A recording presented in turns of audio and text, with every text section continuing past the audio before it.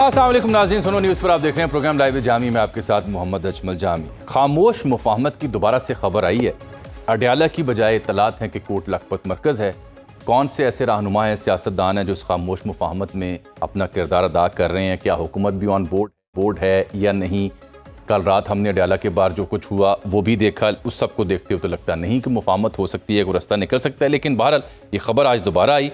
एक बार पहले भी हमने ये खबर अपने प्रोग्राम में ब्रेक की जब लाहौर में मुख्तलिफ रहनुमा तशरीफ़ लाए, जिसमें इमरान इस्माइल साहब शामिल थे, महमूद मौलवी और फवाद चौधरी मौजूद थे। शाह महमूद कुरैशी साहब से वो मिले जब PKLI में वज़ीर इलाज थे और वहाँ जाके उन्होंने इस बात का इजहार किया कि सियासी टेम्परेचर नीचे आना चाहिए, मुज़ाकरात कारी को आगे बढ़ाना चाहिए। लेकिन अमली सूरत वो इख्तियार नहीं कर सकी। बीच में हमने देखा कुछ ऐसे ट्वीट्स आए, ऐसी प्रेस कॉन्फ्रेंसेज आई कि हालात फिर पॉइंट ऑफ नो रिटर्न पर चले गए। लेकिन आज एक बार फिर से ये खबर ज़ेर बहस है। इसकी तफसील में अब जाएंगे और पहले हिस्से में मुझे ज्वाइन करेंगे सीनियर सियासतदान साबिक गवर्नर सिंध जनाब इमरान इस्माइल साहब। प्रोग्राम में आज मैंने जरीदे का जिक्र करना है, दी नेशनल का, जिसने शेख हैबतुल्लाह खूनज़ादा की जो हुकूमत अमली है उस पर तबसरा करते हुए कहा है कि यह अलकायदा और दाइश के मुतरादिफ होती जा रही है। तो कॉन्सिक्वेंसेस क्या होंगे सरजमीन पर अफगानिस्तान में और फिर दुनिया भर में जो दहशतगर्दी फैलाने के मुख्तलिफ नेटवर्क्स हैं उसमें इंडियन जो रोल है वो भी निट हो रहा है जी दोवल के साथ। अभी फिलिपाइन में जो पासपोर्ट निकला भारतीय निजात बशिंदे का, उसके ताने बाने दाइश से कैसे जुड़ते हैं वो भी एक बड़ी दिलचस्प कहानी है। फिर आपने इन दिनों एक और मामला भारत से जुड़ा देखा होगा, धुरंधर नामी मूवी, वो जो लियारी के पर्सपेक्टिव रहमान डकैत और दीगर के मामले में उन्होंने बनाई है, वो बड़ी दिलचस्प कहानी है। 600 करोड़ रुपया तो वो कमा चुके हैं, लेकिन लियारी को कैसे फिल्माया गया है और लियारी है क्या, इसके ऊपर मैं बात करूँगा लियारी के ही एक रहनुमा से, वो प्रोग्राम के आखिरी हिस्से में। सबसे पहले ज़रा सियासी मौजू पे आ जाते हैं। इमरान साहब बहुत शुक्रिया, इमरान इस्माइल साहब आपने प्रोग्राम हमें ज्वाइन किया। ये अंसार बासी साहब कह रहे हैं कि तीनों रहनुमा एक अफसर और हुकूमती वज़रा से राब्ते में हैं ताकि PTI के लिए किसी हद तक रिलीफ हासिल किया जा सके और बातचीत की गुंजाइश निकले। इस वक्त तक तो मामला पॉइंट ऑफ नो रिटर्न पर हैं। जिस वाक़े का मैंने जिक्र किया उसको भी हफ्ते गुजर चुके। क्या दोबारा से आप तीनों ने कोई ऐसी मेल मुलाकातें की हैं जिसके बाद ये खबर मंजर आम पर आई है? जी बहुत शुक्रिया जामी साहब। बात यह है कि हमारी एफर्ट्स तो कभी भी हमने ख़त्म नहीं की और बस वो अप्स एंड डाउन्स उसके अंदर आते हैं, सेटबैक्स होते हैं। बिकॉज जो काम हम करने जा रहे हैं ज़ाहिर है कि कोई बहुत आसान काम नहीं है, इट्स अ डिफिकल्ट टास्क। उधर रंजिशें जो हैं वो बहुत ज़्यादा बढ़ी हुई हैं और इधर जो है PTI का जो है हम मामला देखते हैं तो वो ट्वीट्स थमने का नाम नहीं लेती हैं, जिससे ज़्यादा मामलात में ख़राबी पैदा हो रही है। अब PTI का हाल ये है कि जो उसकी मौजूदा लीडरशिप है जो जेल से बाहर है, सो कॉल्ड लीडरशिप, वो लीडरशिप इस काबिल ही नहीं है कि वो किसी सियासी मामलात कोई अफवाम तफहीम से या किसी समझबूझ से कोई सियासी वो बुर्दबारी के साथ उसको हल करने की अहलियत रखते हो। वो तो बेचारे उसमें उनका कसूर नहीं है, बिकॉज वो पॉलिटिशियंस है ही नहीं, वो तो लॉयर्स हैं। अब वो लॉयर्स भी हैं जो वो अपना काम कर रहे हैं, उनकी फीसें भी मिल रही हैं, सारा कुछ हो रहा है, लेकिन वो मामला जो है वो किसी तरह भी यानी बातचीत की तरफ नहीं जा रहा। अब जो एफर्ट्स हो रही हैं डिसग्रंटल्ड एफर्ट्स हैं, कोई किधर चला जाता है सर उठा के, कोई किधर चला जाता है। सो हमारी ख्वाहिश जो थी वो है, हम इस वक्त हुकूमती वज़रा से भी राब्ते में हैं, कोशिश कर रहे हैं कि हुकूमत के साथ भी कोई हमें ब्रेक थ्रू मिले। हम कोशिश कर रहे हैं कि पीपल्स पार्टी भी ऑन बोर्ड आए इसमें, क्योंकि पॉलिटिकल टेम्परेचर डाउन करना, मुफाहमत की सियासत करना, इसमें पीपल्स पार्टी हमेशा लीड रहती रही है बातचीत के ऊपर।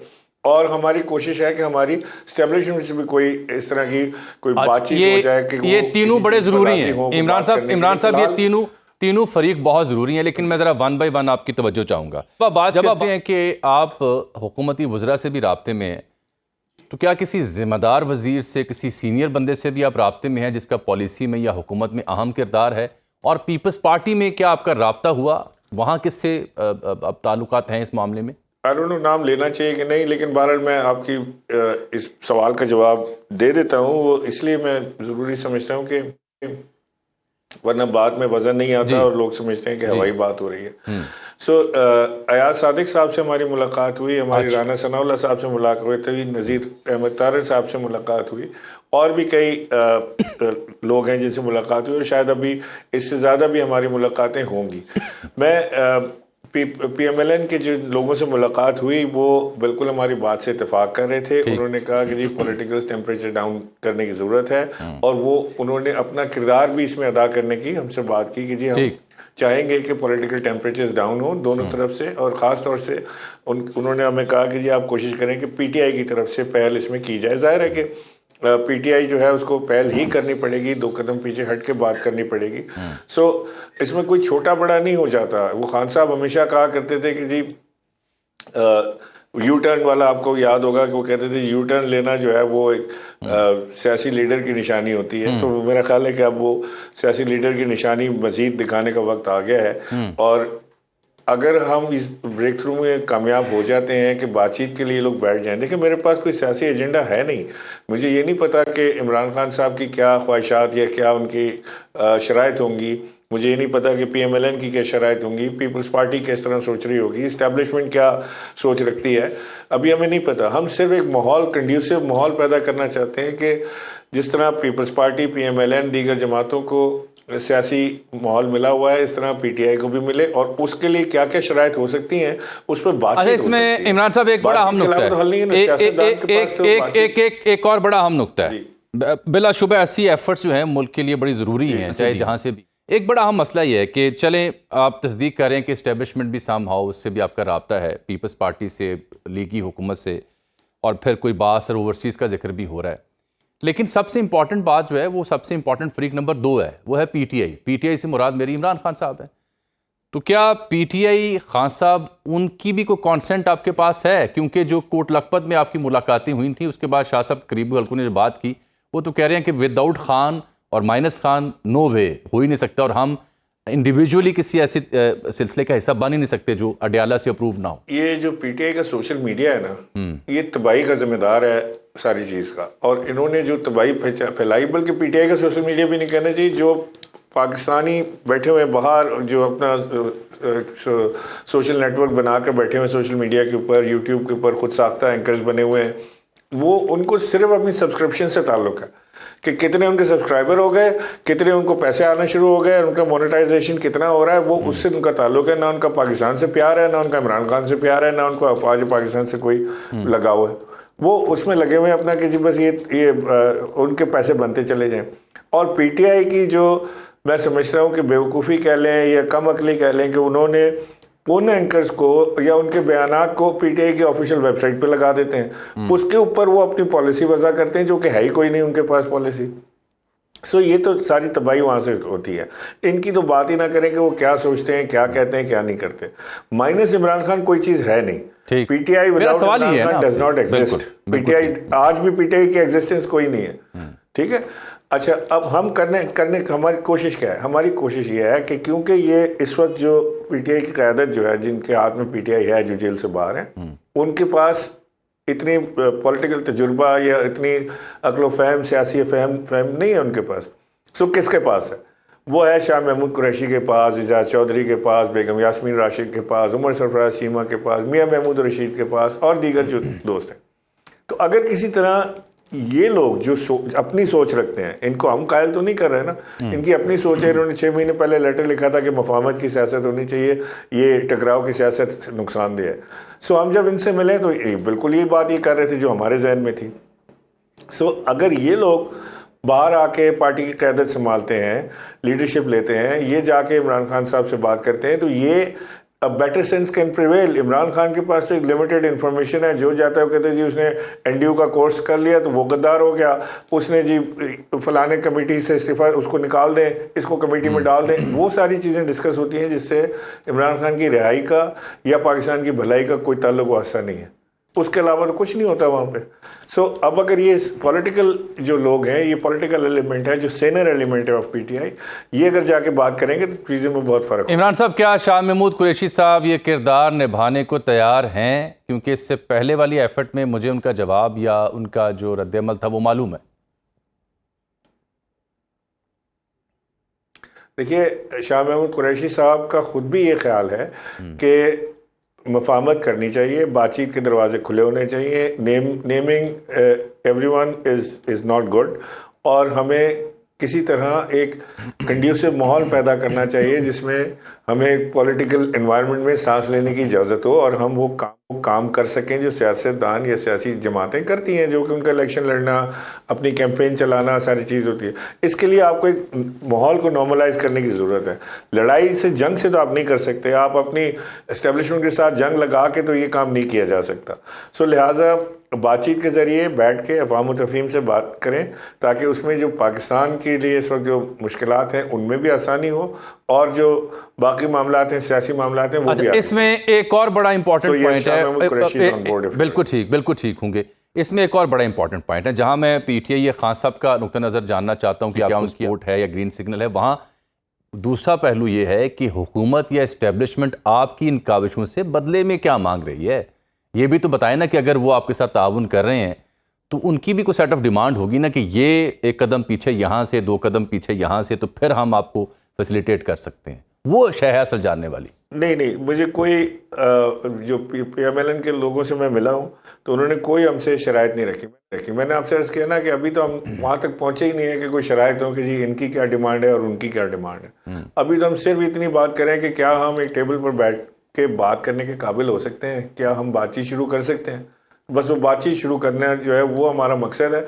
उसके बाद जब बातचीत शुरू हो जाएगी तो फिर दोनों या तीनों या चारों फरीक जो है वो आपस में बैठ के ये मामला तय कर सकते हैं कि क्या what is next to be done, या क्या चीज़ आप छोड़ें तो हम ये इमरान साहब, दो चीज़ें और हैं कि आप कौमी मुज़ाकराती कमेटी तश्कील देने की बात कर रहे हैं। कौमी मुज़ाकराती कमेटी से क्या मुराद होगी, कौन कौन इसका हिस्सा होगा, और दूसरा क्या आपने ये भी इन मुलाकातों में या इस प्रोसेस में ये भी यकीन दहानी कराई है कि इसके बदले 1 अरब तक की डॉलर की सरमायाकारी आ सकती है मुल्क में? जी, हमारे साथ ओवरसीज़ पाकिस्तानीज़ हैं जो बड़े अच्छे नाम हैं, जिसमें चौधरी तनवीर साहब हैं, जिसमें आमिर खान साहब हैं, जो बड़े पैमाने पे सरमायाकारी करने के काबिल भी हैं और ऑलरेडी कर भी रहे हैं पाकिस्तान में।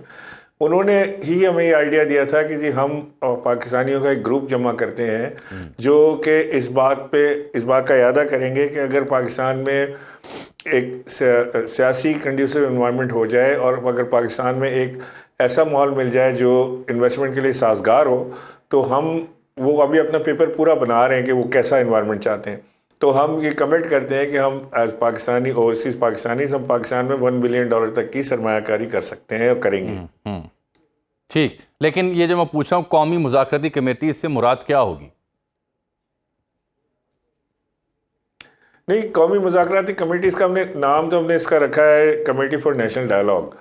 अब नेशनल डायलॉग के अंदर बहुत सारी चीज़ें आती हैं, सिर्फ इमरान खान की रिहाई नहीं है, लेकिन इसके अंदर और भी बहुत सारी कौमी इश्यूज और चीज़ें आती हैं। तो इंशाल्लाह उसको डिस्कस करेंगे, और इस कमेटी के अंदर एवरीवन इज़ वेलकम।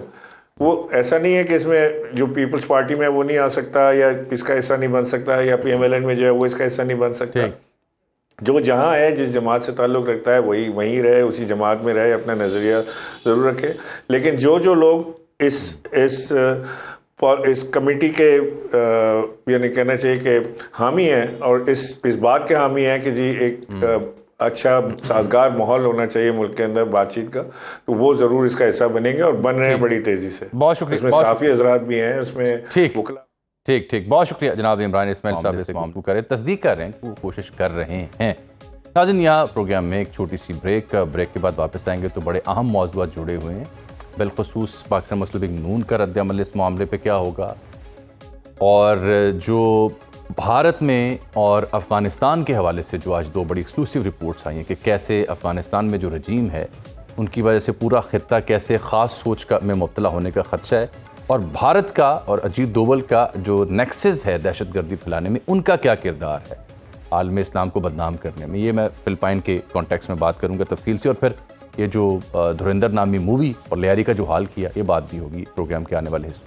प्रोग्राम में आपको एक बार फिर से खुशामदीद कहते हैं। आपने देखा ऑस्ट्रेलिया में जो अफसोसनाक वाक़या पेश आया, मुसलसल हम उस पर बात कर रहे थे, और जिस तरह से इंडियन मीडिया ने प्रोपेगेंडा किया और फिर पता चला कि उस शहरी की ओरिजिन जो है वो हैदराबाद, भारत से है। यही नहीं बल्कि हमने आपको इत्तला भी दी ऑस्ट्रेलियन मीडिया को फॉलो करते हुए, उन्होंने तस्दीक की कि ये शख्स फ़िलिपीन भी गया, नवंबर में गया, और वहाँ पे जो मुतशद्दद जहन रखने वाली तंजीमें उनके साथ उसके राब्ते भी इस्टेब्लिश हुए। आज इसका भारतीय पासपोर्ट भी मंजर यहाँ पर आ चुका हुआ है, लेकिन प्रोपेगेंडा किया गया कि इनका ताल्लुक पाकिस्तान से ताल्लुक नहीं निकला, भारत से ताल्लुक निकला। ये मौजू इसलिए बहुत ज़्यादा इम्पॉर्टेंट है कि इस सब की आड़ में जिस तरह से इंडियन नेशनल मीडिया, इंडियन रियासत और इंडियन जो खुफिया इदारों के सरबराहान या उनकी प्रॉक्सीज हैं वो किस तरह कार फरमा है। हमें पाकिस्तान में बेपनाह चैलेंजेस का सामना है, इकॉनमी का, इंस्टेबिलिटी का, पॉलिटिकल रिफ्ट का, अनगिनत मसाइल है हमारे, लेकिन जो हमारे आसपास हमारा हमसाया कर रहा है, जिस तरह के ख़तरात हैं, उन पर भी नज़र रखना उतना ही लाजिम है ताकि अवामुन्नास तक वो तस्वीर भी पहुँचे। उसके दो चार सबूत हैं। मिसाल के तौर पर भारत कह लें, अफगानिस्तान कह लें। यहाँ पे भारत की जब हम बात करेंगे तो इनके जो NSC हैं, national security advisor Ajit Doval, जो रॉ के जिम्मेदार भी रहे, वो बरमला ऐलानात कर चुके हैं पाकिस्तान को कैसे डैमेज करना है, कौन सी प्रॉक्सीज में हिस्सा लेना है। लेकिन वो अब ये ऐसे कई शवाहिद सामने आ रहे हैं जिसमें ये पता चल रहा है कि दुनिया भर में दहशतगर्दी फैलाने, पाकिस्तान और इस्लाम को बदनाम करने में भी इनका किरदार है। नेटवर्क से साथ ये जुड़े हुए हैं। कैसे, ये मैं बताने जा रहा हूँ आपको। माहिरीन भी आज मैंने ज़हमत दे रखी है। और फिर अफ़गानिस्तान की अगर बात करें तो उसके ऊपर भी आज एक अमरीकी जरीदा है द नेशनल इंटरेस्ट, मेरे पास उसकी रिपोर्ट पड़ी हुई है, देख रहा था, उसको खुलासा भी आपकी खदमत पेश करते हैं। ये ज़ालमाई निशात ने 16 दिसंबर को ये बहुत तफसीली मजमून लिखा है कि अफ़गानिस्तान में क्या कुछ हो रहा है। उन्होंने लिखा है कि ये जो अफ़गानिस्तान में जो मदरसा सिस्टम, स्कूल सिस्टम और वहाँ पे जिस तरह की तबीयत मिजाज के लोग बैठे हैं, जो इंटरम रजीम वहाँ बैठी है, उसकी वजह से एक्सट्रीमिज़म अफ़गानिस्तान में बहुत तेज़ी से फैल रहा है, फैलेगा और उसका असर इस पूरे ख़त्ते में होगा। तो इन मामलों पर बात करने के लिए आज मैंने ज़हमत दी है। हमारे नौजवान स्कॉलर हैं, सिक्योरिटी एक्सपर्ट हैं, दिफाई मामलों पर बड़ी गहरी नज़र रखते हैं और बात पढ़ लिख कर करते हैं, रिवायती अंदाज में बात नहीं करते। अहमद अल अरबी। अहमद, बहुत शुक्रिया आपके वक्त का। मेरा ख्याल है सबसे पहले ज़रा इंडिया का जिक्र हम कर लें। Thank you so much. कि जो सिडनी वाक़े के बाद इन्होंने हमारे साथ किया और फिर जो मैंने देख रहा हूँ एक nepaltoday.com की एक रिपोर्ट आई है कि अजीत डोभाल इलाके में दहशतगर्दी फैलाने के लिए तबाहकुन रास्ते इख्तियार कर रहे हैं। और इस रिपोर्ट में बताया गया कि ये शाम के सफ़ीर जो हैं उनके साथ धोखाधड़ी के ज़रिए दाइश के जंगजुओं का इन्होंने डेटा हासिल किया और बाद इन अनासर के साथ खुफिया रवाबित भी कायम किए। ये किस हद तक इस मामले को आपने देखा है, आपकी फाइंडिंग्स हैं क्या? What exactly is this all about? जी बहुत शुक्रिया।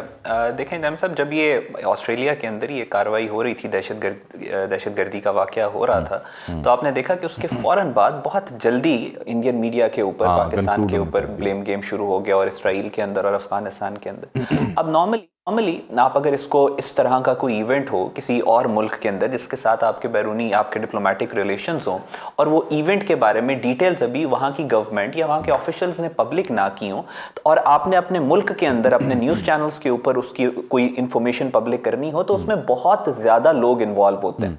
उसके अंदर फॉरेन ऑफिस इन्वॉल्व होता है, आपके मुल्क की इंटेलिजेंस एजेंसीज इन्वॉल्व होती हैं। जाहिर है इतना बड़ा वाकया होता है। सो हमारे लिए जब एकदम से इंडियन मीडिया के ऊपर ये प्रोपेगेंडा शुरू हो गया तो इट वॉज वेरी शॉकिंग कि ये किस तरह से ये सारा हो रहा है, कोऑर्डिनेशन है इसराइल के साथ, इंडिया की, और ये सारी।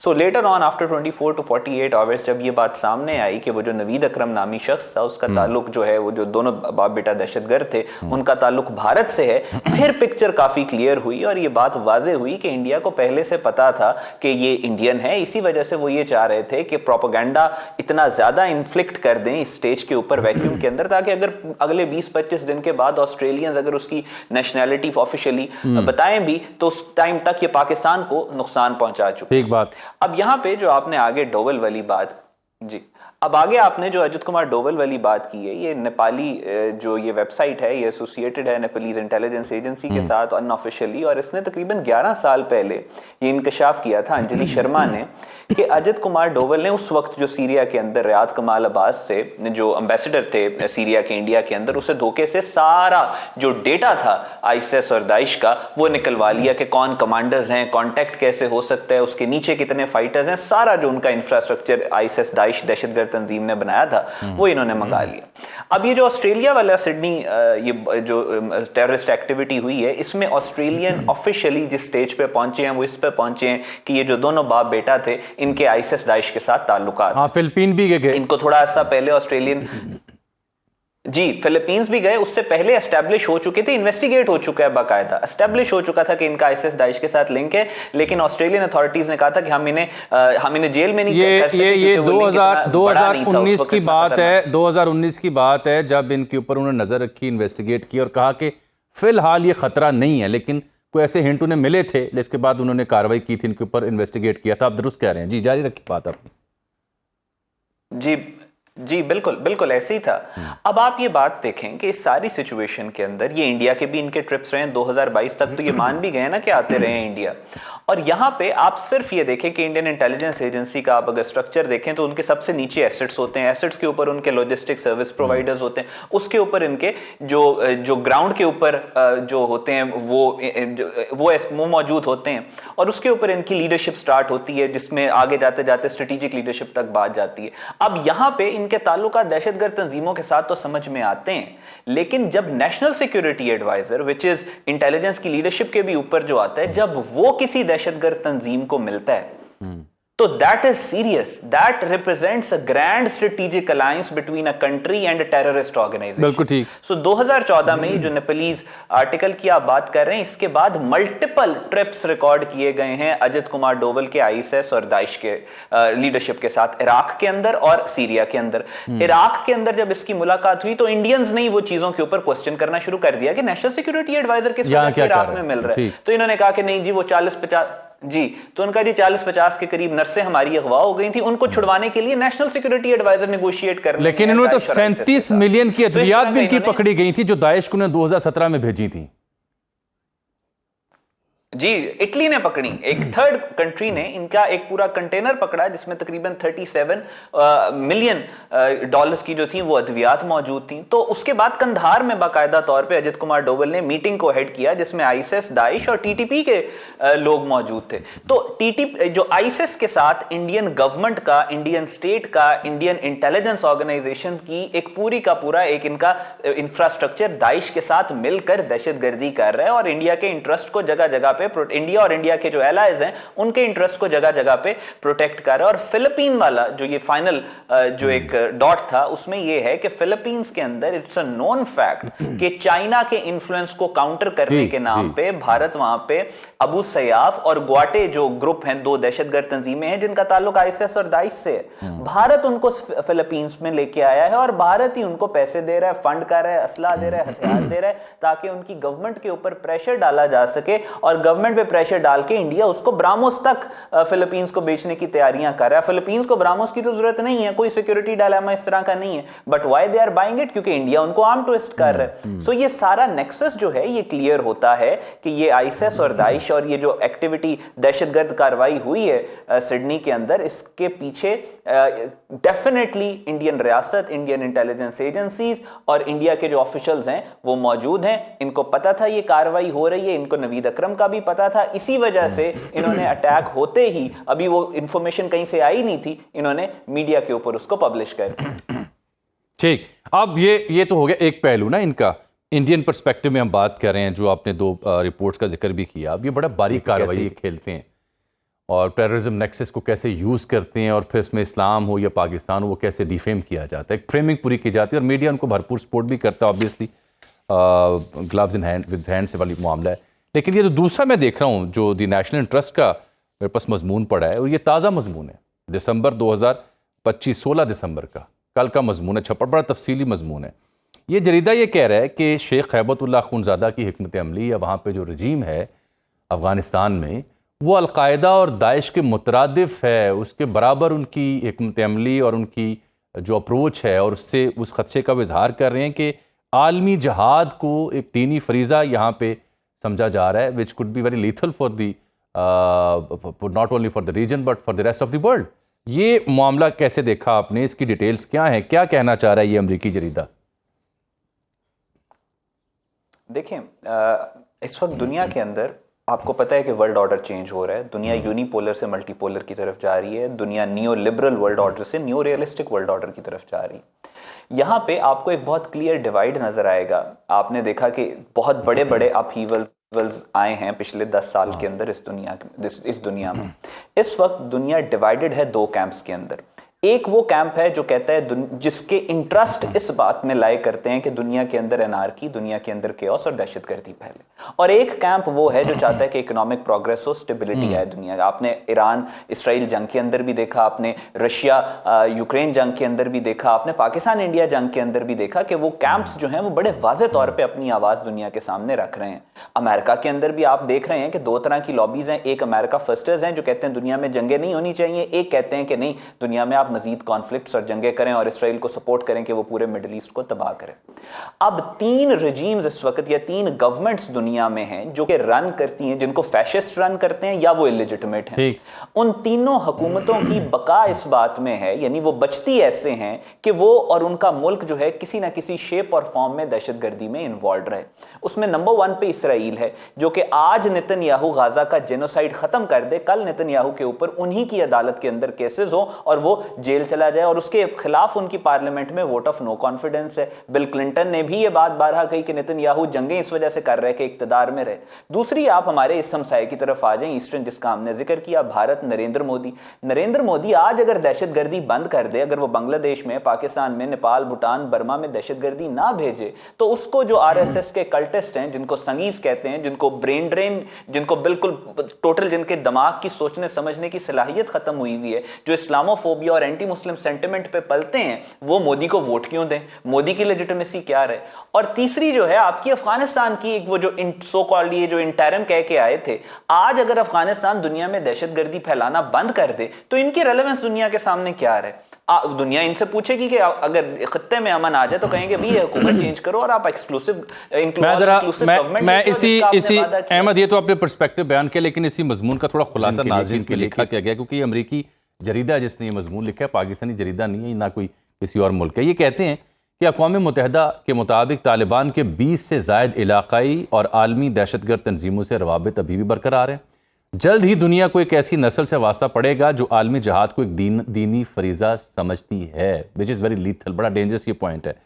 और फिर ये जो जरीदा ये कहता है कि तालिबान रजीम के मदरसों के ज़रिए नौजवान नस्ल की जहन साजी की जा रही है, और मदरसा और तालीमी निज़ाम जो है वो नज़रियाती हथियार में बदल चुका है। वहाँ पर अतात और शिद्दत पसंदी की तरगीब के लिए इस तालीम को इस्तेमाल किया जा रहा है।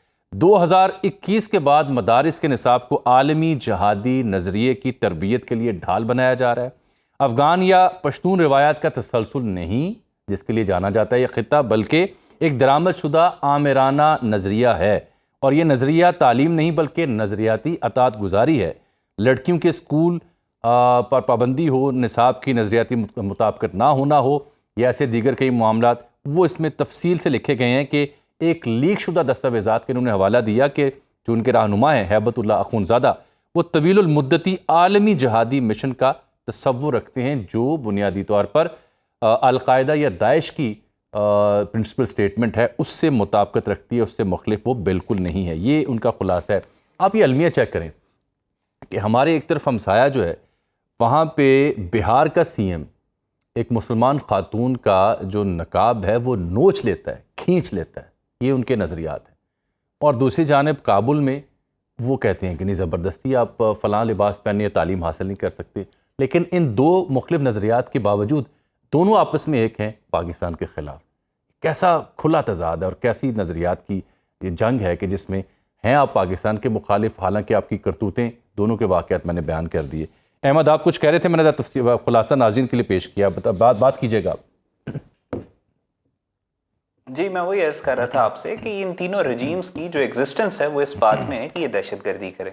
अब इसराइल और इंडिया के इंटरेस्ट को प्रोटेक्ट करने के लिए, यानी खत्ते में दहशतगर्दी फैलाने के लिए, इन दोनों मुल्कों को डिस्पोजेबल एसेट्स की ज़रूरत है जो जहां जहां पे मौजूद हैं वहां वहां पे दहशतगर्दी करें। और उसके लिए उनकी जो नर्सरी है दहशतगर्दी की, वो अफगानिस्तान है।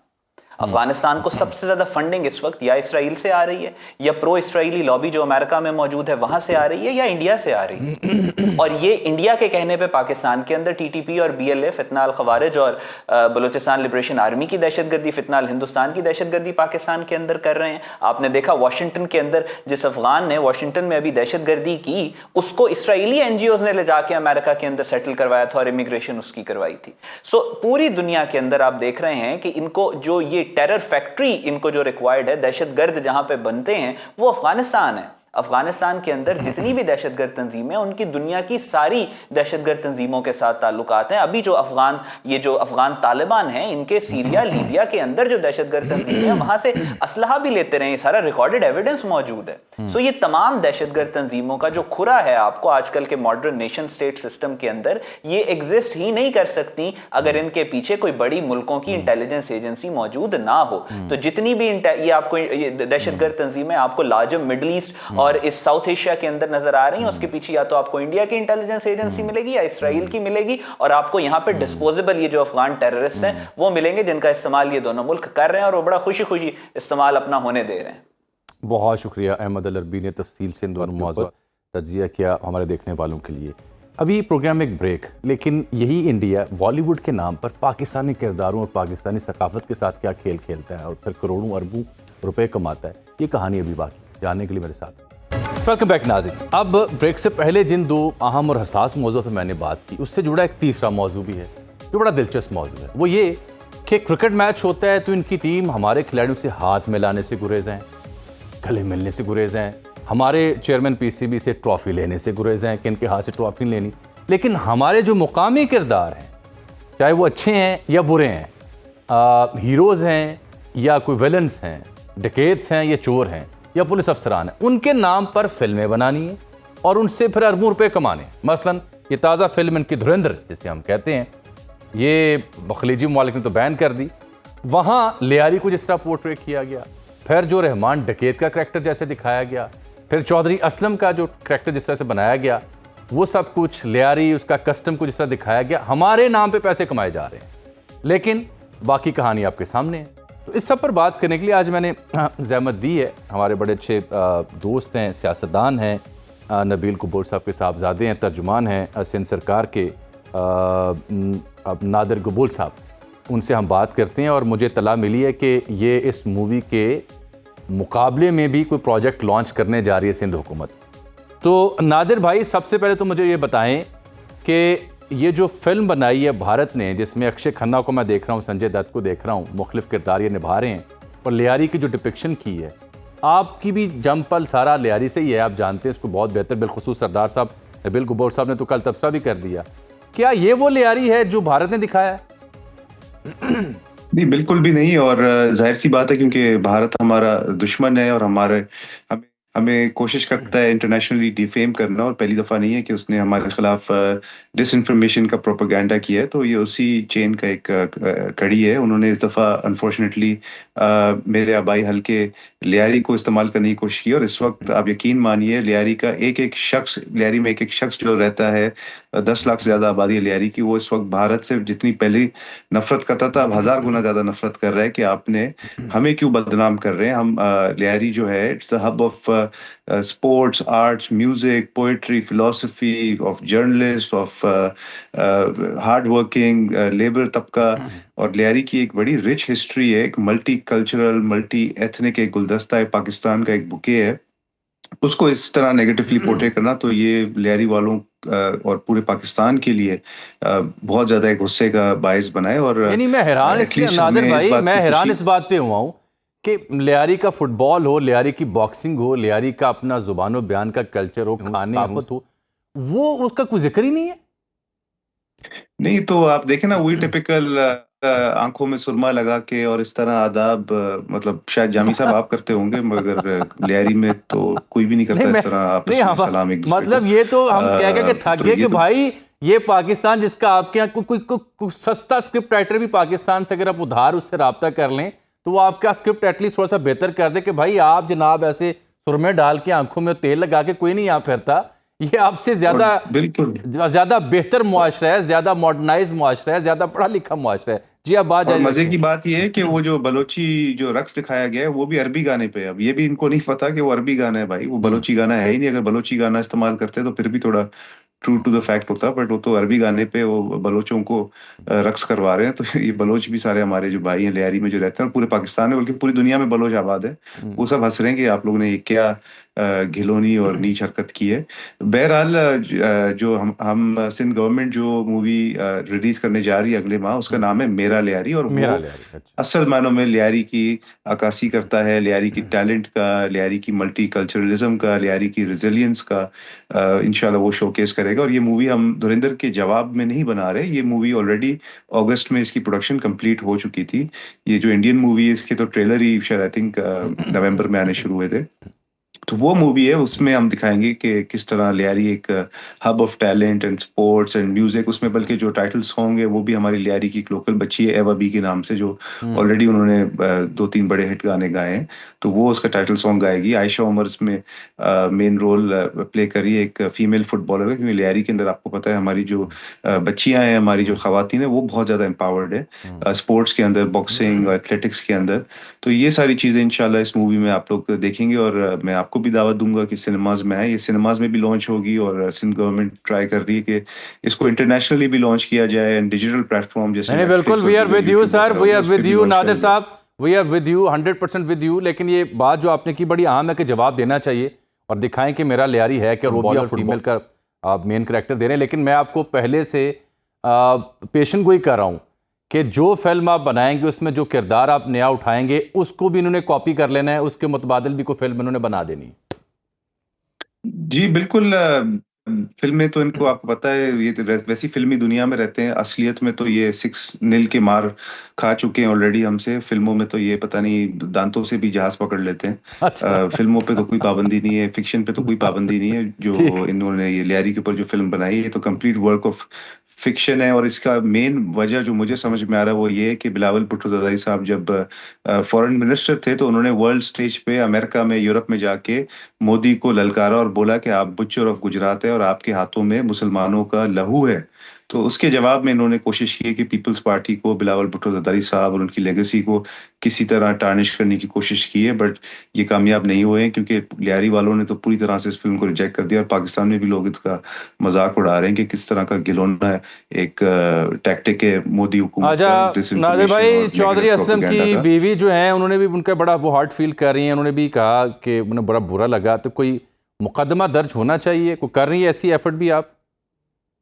जी देखें, हमारे लॉयर्स ने तो एक मुकदमा दर्ज किया है कराची के कोर्ट्स में, क्योंकि स्पेशली उन्होंने मूवी के अंदर जो शहीद मोहतरमा बेनज़ीर भुट्टो साहिबा का पोर्ट्रेट दिखाया है और जलसा दिखाया है, उन्होंने पीपल्स पार्टी के झंडे उसमें दिखाए हैं, तो उसके खिलाफ तो हम कोर्ट गए हैं। बाकी बिल्कुल चौधरी असलम साहब की जो अहलिया है, she also has the right, वो भी उनको चाहिए कि कोर्ट में जाए और जो है चैलेंज करें कि किस तरह उन्होंने अब जाने से पहले ना मैं जाने से पहले एक बड़ा क्रिस्प मैसेज आपसे चाह रहा हूँ कि लियारी का रिहायशी एक सियासतदान, तर्जुमान सिंध सरकार, वो बॉलीवुड के स्क्रिप्ट राइटर, डायरेक्टर और एक्टर्स को अगर एक पैगाम देना चाहे लियारी के हवाले से कि भाई लियारी है क्या, तो वो क्या होगा? लियारी जो है वो मेहनती लोगों का और रेजिलिएंट लोगों का, ऐसे लोग जिन्होंने मार्शल लॉ की मुकाबला किया है, जिन्होंने जमहूरियत के लिए अपनी जानें कुर्बान की है। हमारे एथलीट्स ने इंटरनेशनली जाके ओलंपिक मेडल्स जीते, हमारे बॉक्सर्स ने, हमारे फुटबॉलर्स ने इंटरनेशनल टूर्नामेंट जीते। तो आप लोग इस तरह एक मूवी बना के लियारी वालों की जो दिल आज़ारी कर रहे हैं, लियारी वाले रिजेक्ट करते हैं। और इंशाल्लाह अगर दोबारा मौका मिले पाकिस्तान को, तो 6-0 नहीं, आपको 60-0 करके इंशाल्लाह लियारी वाले कोई इंशाल्लाह आपको दिखाएंगे। नादिर साहब, हम मुंतजिर हैं मेरा लियारी फिल्म के लिए, और मुंतजिर हैं कि लियारी का एक दौरा भी किया जाए आपके साथ, और बात इस मूवी के ऊपर वो भी हम दिखा सकें पूरी दुनिया आपको लियारी की बिरयानी खिलाएंगे, लियारी की बिरयानी चखाएंगे आपको। बिस्मिल्लाह, हम वो बिरयानी भी दिखाएंगे और दिखाएंगे कि बलोच ये डांस नहीं करते और ये सुरमा पहनने वाले भी लियारी में नहीं पाए जाते। मैं आपके साथ लियारी का एक ट्रिप प्लान करता हूँ इंशाल्लाह इस मूवी के तनाजुर में, और लोगों को दिखाते हैं कि ये असल लियारी। बहुत शुक्रिया आपका नादिर, आपने हमें वक्त दिया आज प्रोग्राम के लिए। नाज़रीन, आज के लिए इतना ही, इजाज़त दीजिए, अल्लाह हाफ़िज़।